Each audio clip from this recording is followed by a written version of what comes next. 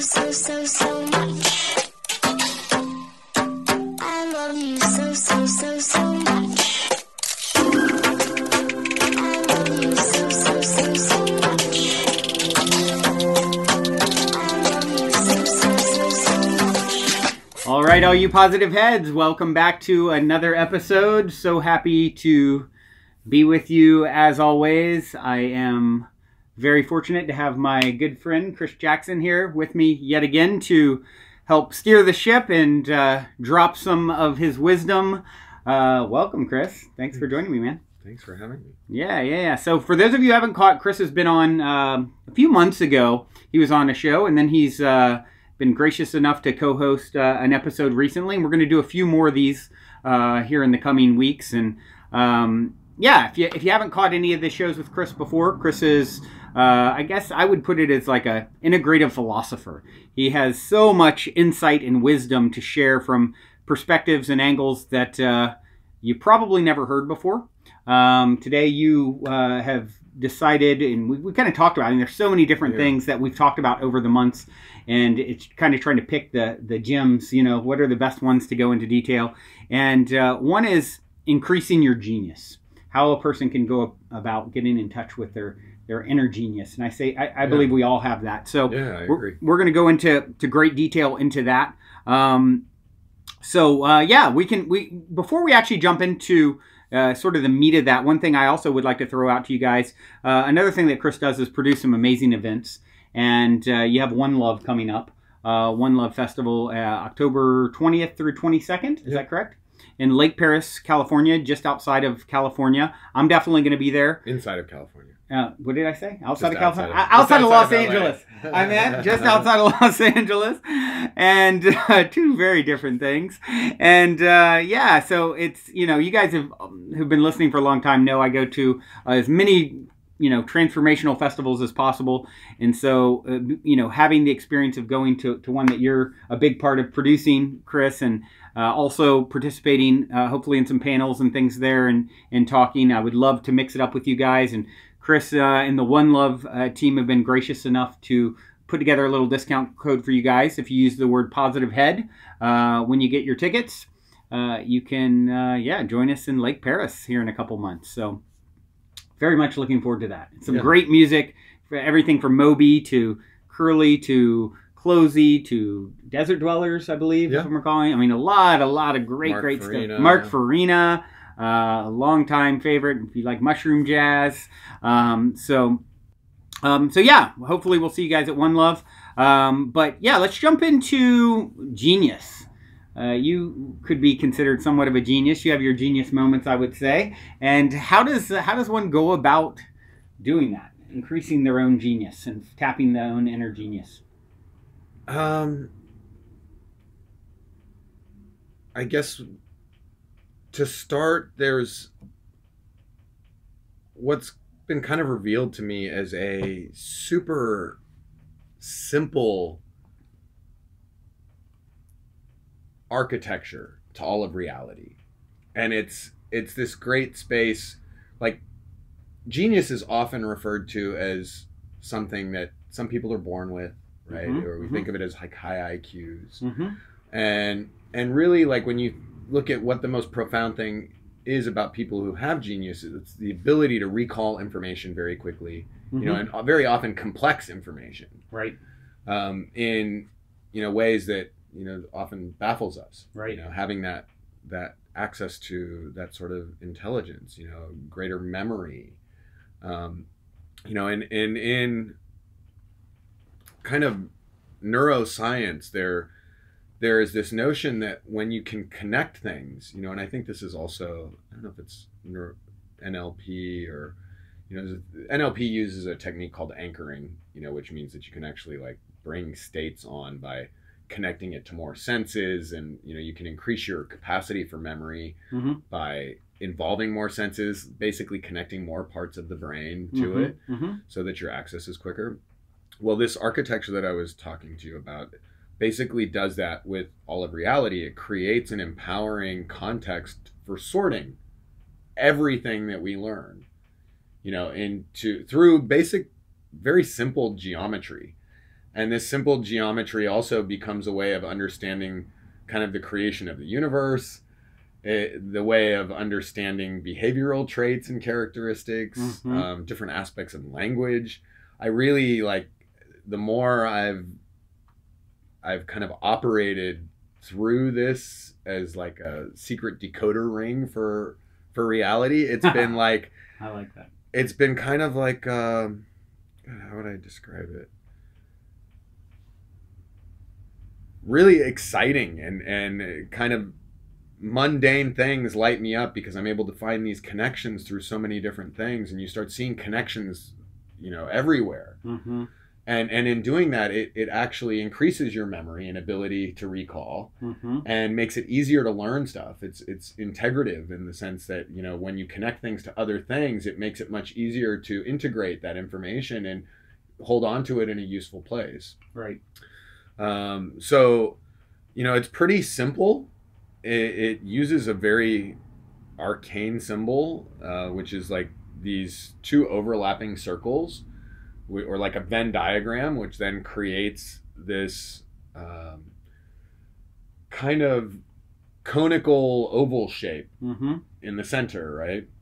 And I think everyone's seen that pattern with the two circles overlapping, and then you have the segment in the middle. Yeah, and it's often referred to, you know, in the more arcane, you know, world as the Vesica piscis, you know, or the piscis shape, which is like the fish shape. You know, and you see this used in Christianity as well, except on the back of cars and sideways instead of up and down. Yeah. And there's a lot of like fascinating things about this shape, you know, as you start to get into it. And, you know, one, see that our world can basically be divided into two halves, in essence, you know, material and ethereal, right? Or you could say, you know, masculine and feminine. You know, and it's funny, like, as you look at material matter, you know, etymologically, you know, the word is connected to mother, or the word mother comes, you know, from matter, from the same thing. And, you know, you think about what it means and what the properties are. Matter holds on to its form, right? And it also tends to reflect the past, because it holds on to, you know, the past as well. Like, you can look down at the floor and see all this past that's happened on it, right? And then, you know, aether or father, which also sound very similar, right? And as you get into other languages, sometimes they're connected. You know, it holds on to nothing, you know, and then you begin to see like that, wow, this is actually the architecture for reality in terms of, you know, the material domain, you know, is the past. The etheric domain holds the future, you know, possibilities. And then where they intersect in the center is the present. Right. You know, which is literally the gift, the now. Right. Which is where we're birthed through, literally as gifts. You know, and then we begin to see that we are also the gift, right? And these two opposing, you know, aspects of reality, then when they come together, it's almost like, I think the idea we came up with is a window. If you were to take a window, that the etheric domain would be the concept of the window. The material domain would be all of the things that it takes to build the window. Right. And then the present would be the window itself. Right. You know, when those two things collide and come together, and they happen through us. Right. Literally as the present, or as the gift that presents those things, you know, into the now. Right. And, you know, that's exciting to me, being able to like begin to experience reality in a different way also, and experience yourself as this kind of cross section, right, you know, in that middle point, you know, between the past and the future. Right. Like, you literally access ideas of a future possibility out of the air. Right. Which then feeds the fire of your will. Right. To heat up the waters of your emotions, you know, to literally shape the earth of your physicality into action, where you give birth to reality, you know, as your present to share with the world. Right. And I love that word, because we present, you know, our presence. And it's a gift. Yeah. And you are the gift. Right. And it, you know, it really helps in, I think, realizing that life is a gift, and that you are a gift to life, and that you can actually, like, depending on, it's almost like we're fountains, literally, you know, and that shape, again, like everything flows through that shape or back into, when you begin to think about it, right, like our eye, right? Right? It's the So same things shape, come yeah, into the eye. same shape as the eye. Yeah, or, you know, the shape of the vagina, you know, Right. you come through, Right, you know, right, or right. things go in, you know, it's everything that goes in and out of this material domain, you Yeah. know, happens through that shape. It's kind of profound. Wow. And, yeah, so beginning to see that as just the empowering primordial architecture or construct, and then you can begin to, you know, through that see more complexity, you know, arise. You know, so basically, and the way I said before, this kind of gives you a different perception on creation, you know, and the Big Bang, as it were. You know, is this notion that there was once this one sphere, like a dot, Infinitesimal speck of dense Right. matter. that, you know, we call it the Big Bang, like an explosion, which sounds chaotic, when in fact it's really spin. You know, and if you look at a model of the universe, it's usually shown as an hourglass. Right. Well, basically that thing spun, and as it spins, it pulls apart. Mm-hmm. You know, so where it was one circle, as it begins to spin, it pulls apart into two spheres, and then those two then create the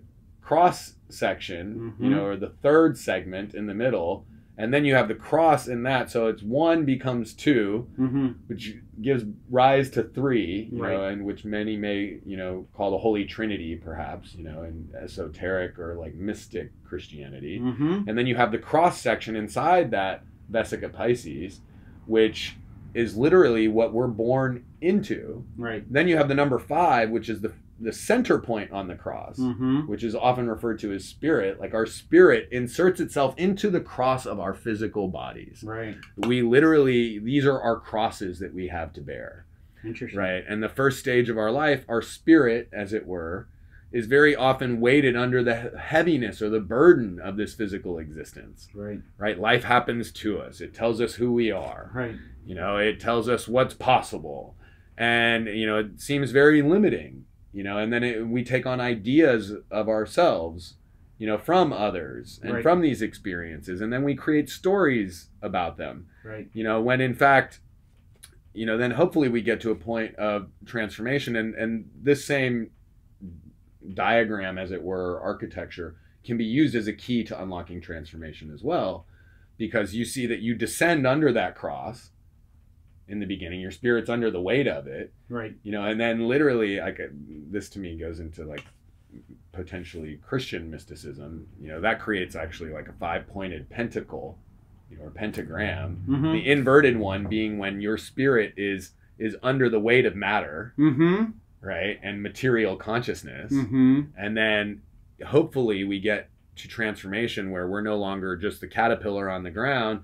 We go into our own chrysalis, you know, or crucifixion, where we allow everything that we thought we were to die, so that we can be rebirthed through the center point of our own cross, which is our heart, you know, into this virgin rebirth, you know, a resurrection, where we are now spirit above the cross, right? Where life no longer happens to us, it happens through us, right? And we use that cross now intentionally, right? You know, as a tool to create the most beautiful possibility of reality for others and for ourselves.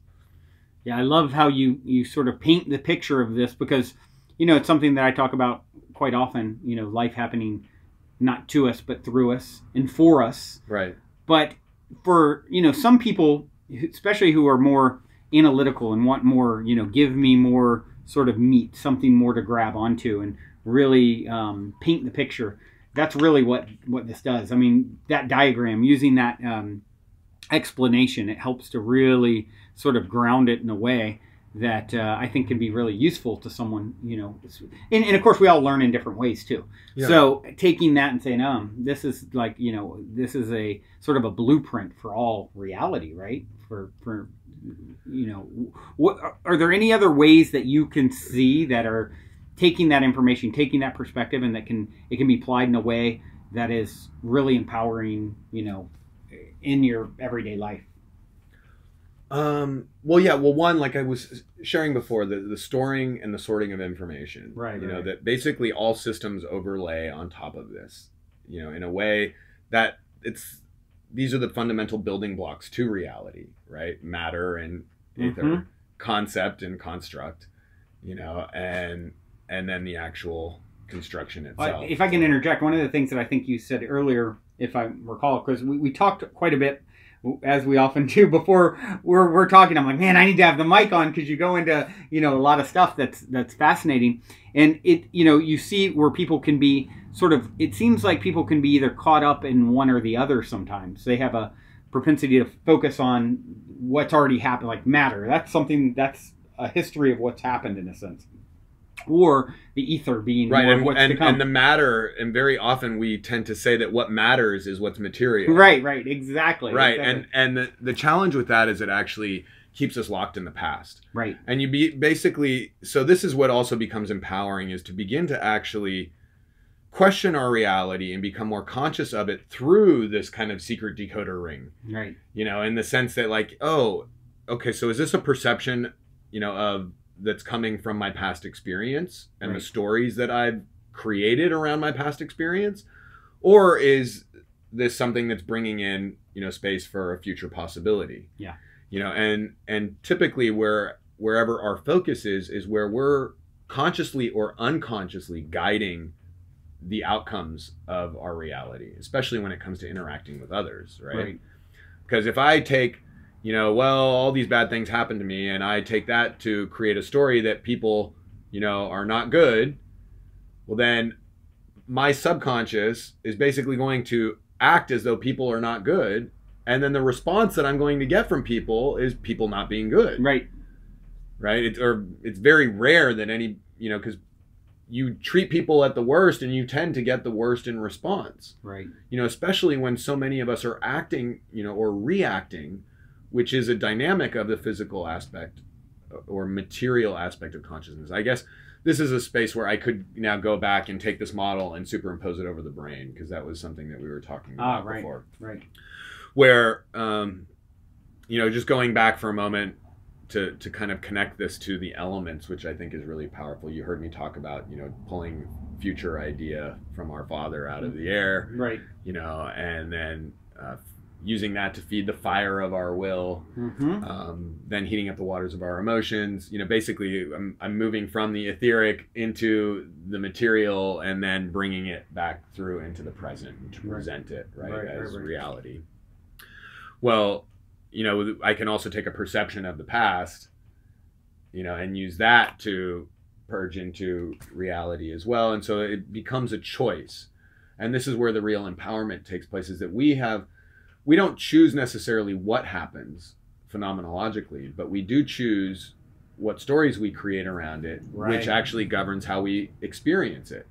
And what we experience next. Yeah, because you can have something really shitty happen to you, but if you look at it, this is a great opportunity for me to learn, Right. Then I actually don't experience it as shitty as I would if I was just like, God, life sucks and everything's hard. Right. Right. Then it continues to beat me down, but it's really my own choice. And this is where, you can be really stingy with the types of thoughts you choose to have, those, or let the negative thoughts come through. But if you can begin to become more conscious of them, as they're happening, turn inward. And I think this is what a lot of the, kind of arcane sciences or yoga and all of this speaks about, go within, pause, take a deep breath, and question before you react. Right. This is another great mantra that a friend gave to me years ago, which, I was complaining about something, and he's like, so? He's like, so don't react, act. Right. And this was great too, because it gave rise to like my discovery of another wordplay, which was reaction and creation. Reaction and creation are the same letters. Right. It's just the difference is where the seeing is taking place. Oh wow. The see is either at the beginning, or it's caught up in recreating something that you thought you saw before. That's interesting. So, and one is subconscious and the other is conscious.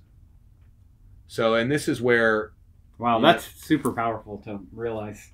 Yeah, because reactions are things that just happen. It's automatic. Yeah. And basically then beginning to understand the process of how the conscious and subconscious mind work is really helpful in using this diagram also, because it becomes really a great tool, to constantly look to for transformation, in terms of like looking at, wow, the thing that I just did, where did that come from? Mm-hmm. What are the thoughts connected to it, right? And I guess it's best if I can use examples. Like if somebody picked something up and I said, hey, why are you taking my stuff? I'm immediately creating a context around it that this person's stealing from me. Right. And then that person usually will get defensive, which then to me only reinforces the idea that maybe they were trying to steal it. Right. When in fact I primed the whole thing, right. and I created it. Right. But I created it with my reaction to a reality that I believed existed, where I can consciously choose, even if that was that person's intention, I could come at it like, if I wanted to create it however I want mm-hmm. it to be, I could be like, oh, wow, I'm noticing that you picked up this. Isn't that an amazing, mm-hmm. Thing? And sharing the experience of that thing with you, which then is going to steer it in a whole different direction. Right. Right? Right. And now your energy, rather than feeling like you've been slighted by me in any way, is actually you're experiencing oneness and communication with me, right? So it's like we actually have way more control over our reality than we get. It's just that I think we often think that the control is happening at the level of our looking to manipulate, mm-hmm. Others and take force to, how should I say this, get the outcome we want, rather than actually creating a space to constantly have the best possible outcome. It's almost like you can have a positive level of manipulation in all this. Like, I guess manipulation is almost assumed to be a negative word, but... Well, this is the difference, is that, see, manipulation, as I would see it in this context, is to force a particular outcome. Right. Where what we're talking about in being more conscious of creating spaces really lets go of trying to control the outcome, and instead creates the greatest environment space for environment for the greatest possible outcome. That makes sense. And then what happens is we're constantly able to be wowed and in awe of the things that come through, because then we're in a space of being able to be surprised, right, rather than disenchanted, from having expectations. Right. So that's also, a beautiful thing. And then it's like we get to be grateful for whatever comes through. And I think we went a little bit off for a sec, but so tying this into the four elements, again, taking that diagram, you could have, on the etheric realm, you have, the sun, which is fire and gas, air, right? And then you have the moon, which is pure matter. And then where they come together, you have the earth, right? And it's funny, actually, because the symbol for the earth is a circle with a cross through it. Interesting. Astronomical stuff. Wow, I wasn't aware of that. And and also alchemy and old alchemical symbolism. And so that cross then represents where you had two elements of, you could call it fire and matter, or earth. Mm-hmm.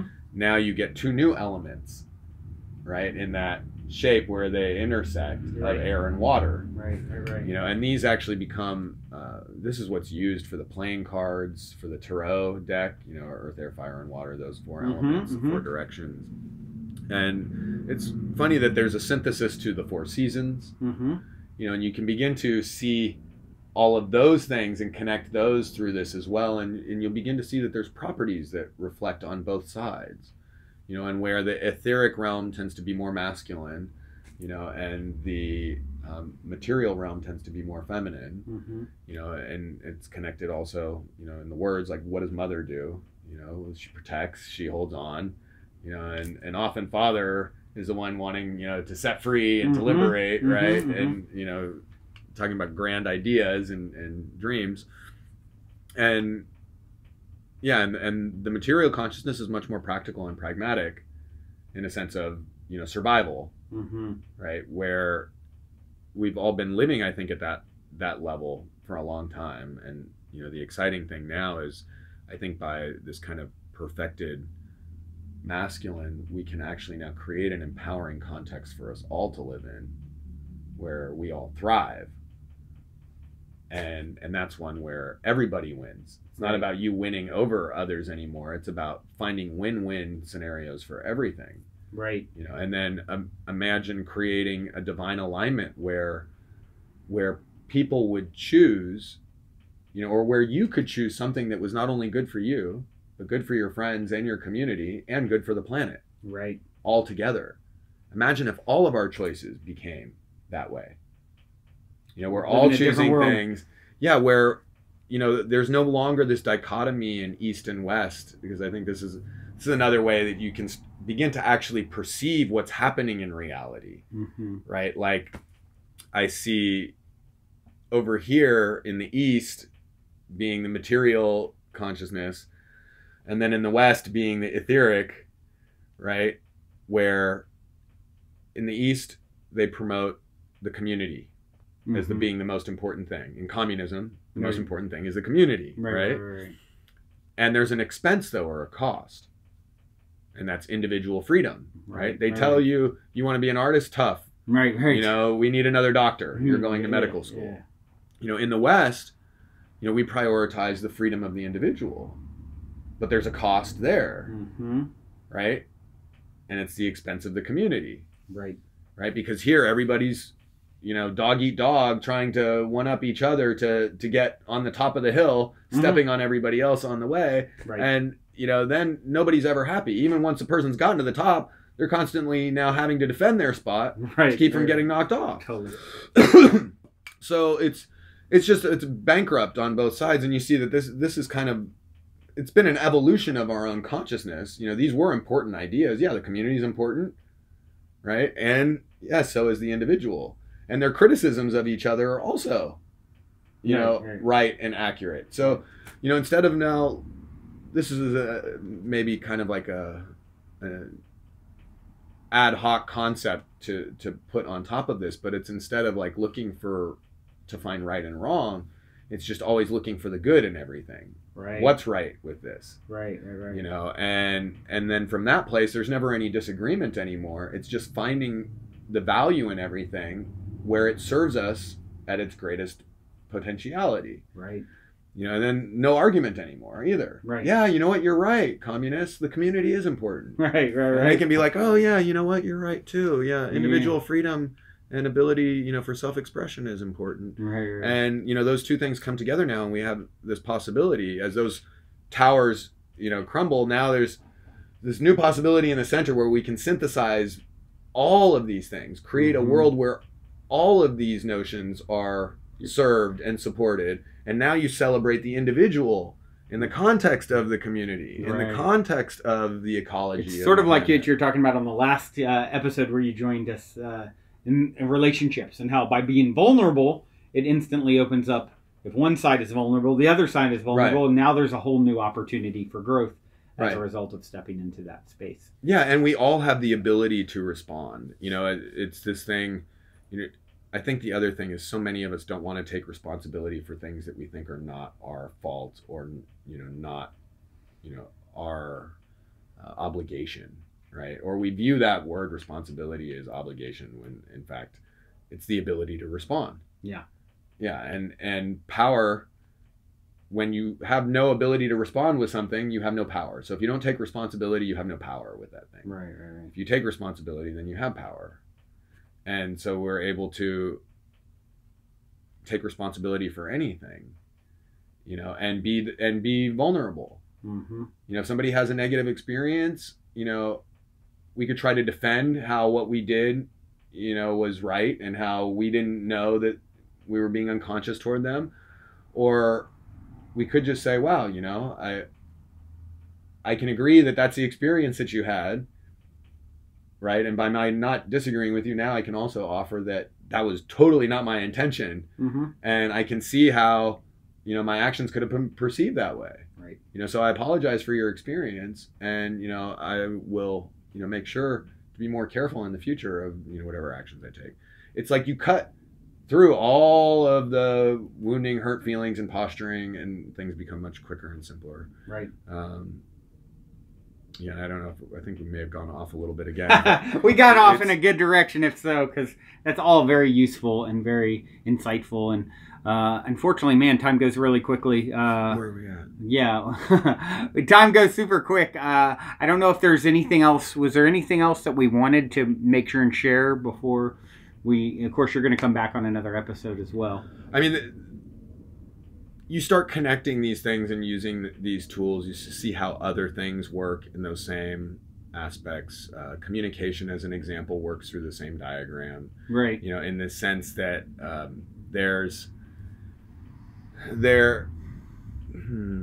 don't know if I want to say material communication versus etheric.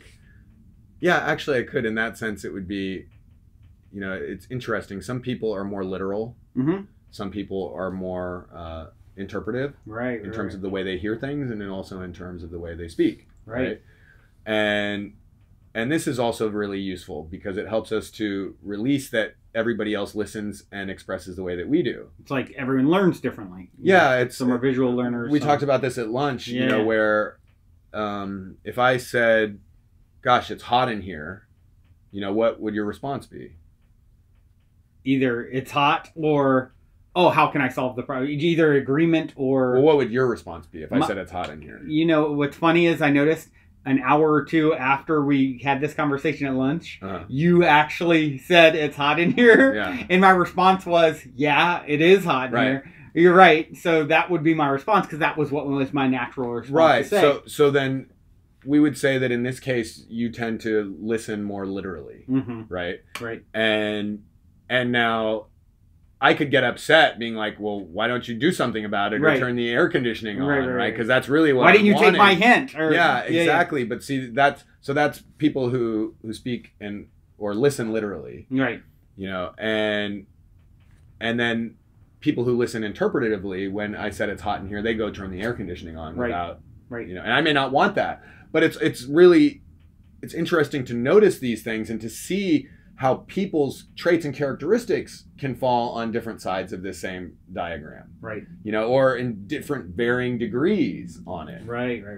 It works also in terms of like seeing how some, you know, David Data has this great book. I hate the name of it. It's called Way of the Superior Man, but it really, just because it's not about man and woman in that way, it's really, he's breaking out those forms of communication and he's calling them masculine and feminine. And, you know, he's saying that, you know, basically the feminine doesn't listen to the content that it's saying. You know, like my mom may say, like when she's mad, like, I hate you, I never want to speak to you again. Right. But is she really saying, I hate you, I never want to speak to you again? Right. Probably not. No, she's, you know, she's saying she's frustrated or she's upset, you know, angry, whatever. It's the emotional content that's important. And then, in fact, I may even say to her later on, you know, you said you hated me and you never wanted to speak to me again. And she'd say, you're crazy. I would never say that to you. Right, because she didn't mean that. Because that's not what she meant. And she didn't even hear those words coming out of her mouth. And that's somebody, you know, who I'd say is communicating reactively. Again, also, it's subconscious. Our conscious mind often is looking the other direction when the subconscious is doing stuff. Right. Like we like to think of ourselves as this perfected conscious, you know, idea of ourselves, you know, and then are often blind to the way we're actually showing up, you know. And so this is where this also becomes really helpful in seeing that, well, yeah, we have subconscious ways of being that are often not in alignment with how we see ourselves or even how we may think others see us or perceive us. Right. So getting access to that and using these things again to that dualistic model and principle, and then really the middle point actually tends to be the place where we find the greatest integration and synthesis, you know, especially for reducing conflict. For it's like, oh, you know what, if I become less reactive, you know, and more creative, right? And then I can use my words to describe, you know, a past from a negative story that I have about it. Right. I mean, to describe something in the present from a negative story I have around past stuff.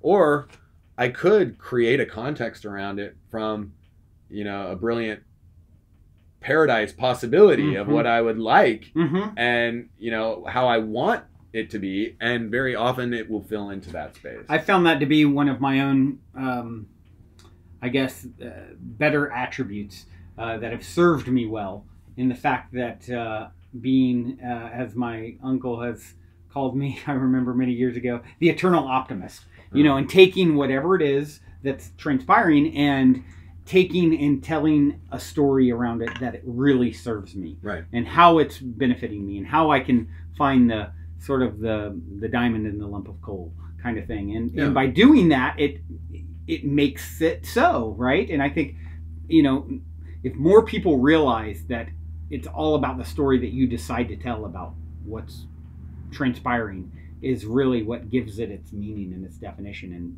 it springs to life based off of that. Because you are that present who's defining and determining what it all means, because it's really neutral by definition in a sense. Yeah, and I mean you create the space for possibility, right, or lack of it. Right, exactly. This has been super insightful as always, Chris. We look forward to you know, having you back on.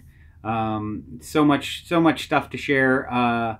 And for those of you, once again, be sure and come out to One Love if you can, October 20th through 22nd. I'll be there. Chris is producing the event, and a lot of amazing music and talks like this and amazing people, and a lot of people really striving to get in tune with this level of connection and vulnerability and all the things that we're talking about. And it creates such a great container. Yeah, the festival itself is intended to be like an empowering context for us all to gather, have more fun than we could ever imagine, and relate to each other, you know, in a way in which we are all being the one love.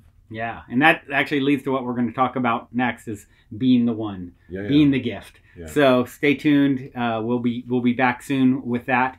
And in the meantime, we do have a song from one of the One Love artists. What did you choose to? Oh yeah, Moby. So Moby is one of our headliners, and Extreme Ways. Beautiful. Till next time, journey well. Love you all.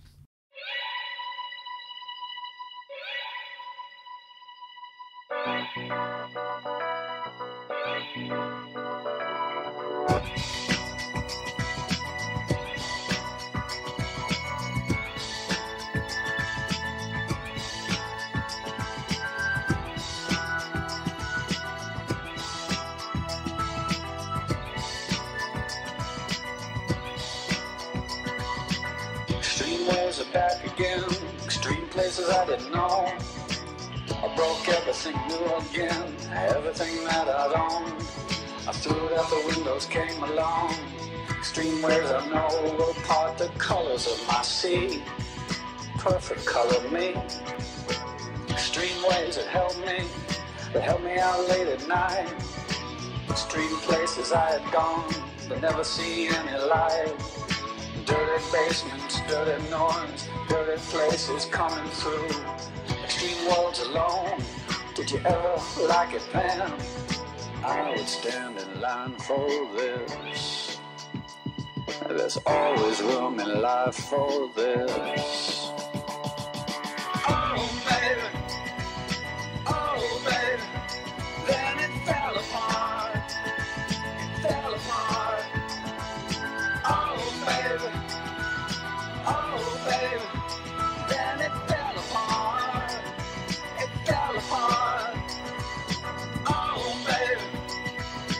Oh baby, then it fell apart. It fell apart. Oh baby,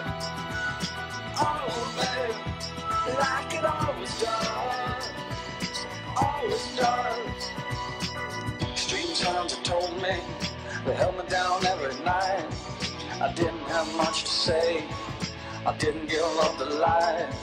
I closed my eyes and closed myself and closed my world and never opened up to anything that could get me at all. I had to close down everything, I had to close down my mind. Too many things caught me, Too much could make me blind. I've seen so much in so many places, so many heartaches, so many faces, so many dirty things you couldn't even believe. I would stand in line for this. It's always good in life for this. Oh, baby.